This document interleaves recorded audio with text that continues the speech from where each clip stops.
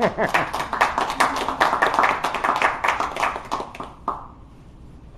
Mass is one of my favorite parts of Christmas. I have been not Catholic for more years than I ever was Catholic, but there's something about the incense, the Latin, the singing and speaking in Latin, the families all coming together, the church being full. There's something magical about that night. Has anyone here been to a midnight mass? Did any of you grow up Catholic? So you've been there. You understand that there's just something that no other mass of the year has, that special something about gathering at midnight with your friends, families, and loved ones. For me, midnight mass took on a different theme in my teens. After my parents divorced, it was the one time when I went back to my hometown and saw my dad, saw my family. Are any of you either divorced yourself or children of divorced parents? So carving out that time and making that time with your family, you know how difficult it is. Because especially as a teenager, your life is going in one direction, your parents' life is going in another direction. For me, it was even harder. Because just after the divorce, my dad's mental illness started taking over. And over the subsequent months, he ended up not paying rent, getting kicked out of the trailer I grew up in. My last memory of my childhood home is from when they repossessed it, towed it into a cow field, and we were grabbing all the stuff out of it. I remember sitting in the back of his pickup truck, surrounded by cows, while he poured stuff into the truck. And I was 13, so all I was doing was staring at the cows and going, moo, moo, moo. Unfortunately, that wasn't the end of the story. My dad moved in with my grandma, and then he moved in with my great-grandma. And over the years, essentially up until I was 25, he would sometimes be living with a relative. He would sometimes not be living with a relative. And sometimes he would be living with a live-in girlfriend. He briefly got married once. I'll admit, it's the only time I've ever gone to a bride-to-be and say, "Are you sure that this is really the best decision for you?"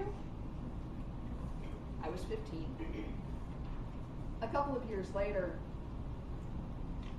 he had his first disappearance. We didn't know where he was.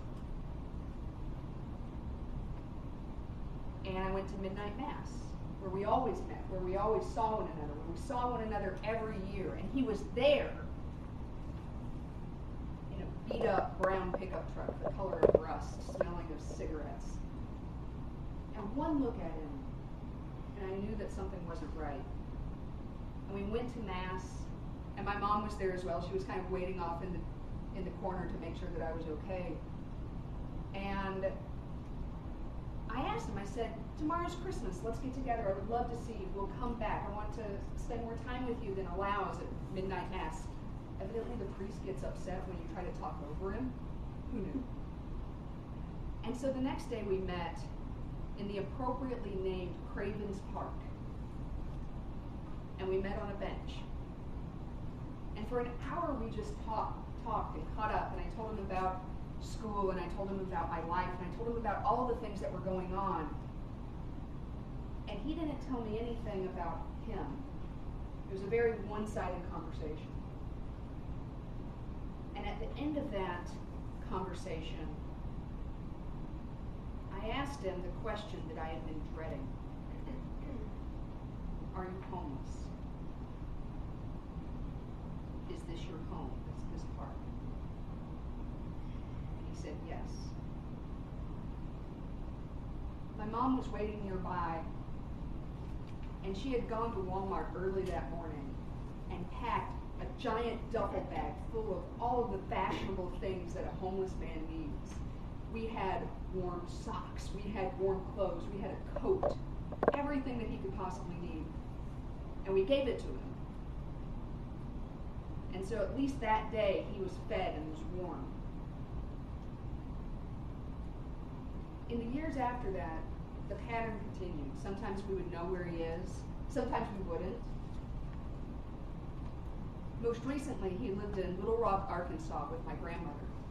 And he initially lived with my grandmother, his mother, and then he moved out onto his own. And a couple of years went by, and I was super optimistic. I was hopeful. New environment, he had a completely new job. He had gone to hospitality school, and now he was a cook. We even went to his restaurant. He bought his own restaurant. And we went to his restaurant for my grandmother's 80th birthday.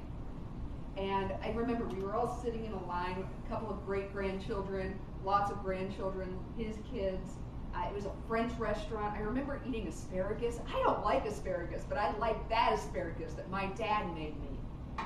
And we were probably the loudest, most Texan, raucous group in the building.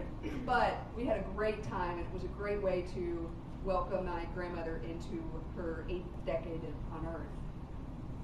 A couple of months later, on a Friday, I was talking to him at Home Depot, and I distinctly remember that I was looking for something, and I had actually called him since he used to work in carpentry, and asked him, what do I need to do this thing in my house? My thing is making this knocking noise, and I don't really know what to do with it. And much like your father is supposed to, he gave me the answer. I knew exactly what I needed. I put it off the shelf. And I said, it was great talking to you. Love you, Daddy. Bye. The next day I got the call. And it was the call that I've gotten half a dozen times since age 13. And it's almost always with a Texas accent. And it's almost always a woman. Lacey, have you talked to your daddy? And this time the answer was yes. Not only have I talked to him, I have talked to him in the last 12 hours. He was doing great. I'm sure he would say hi. I'm sure that something's just wrong with his phone. I think my optimism got a little ahead of me. Because evidently, he had called the waitress who worked at his restaurant and said, hey, the power's off. I don't know what's going on, but we're closed tonight. And he didn't make any call the next night. And when my grandmother went to the restaurant, she discovered that the reason the power was off was because he hadn't paid his bills, hadn't paid his taxes, all the food was rotten, and the restaurant that she had helped finance was in ruins. And so it started again. She cleaned up his apartment. As near as we can tell, he left with the clothes on his back, his gun, and a single cowboy hat. Like I said, he's from Texas. And again, he was gone. In the last 2 years since I saw him, I found myself thinking, where is he now? Is he warm? What is he doing? And we had heard from occasional employment verifications, occasional people calling and asking about him, an occasional police officer calling to ask about him. We knew that he was back in the Dallas area. And I knew that I was coming back to Dallas for Christmas. And so around Thanksgiving, I reached out. I emailed him. And I said, hey, I'll be at midnight mass. My boyfriend will be there. I hope to see you. So I went to Texas for Christmas. And I made sure to get to midnight mass super early.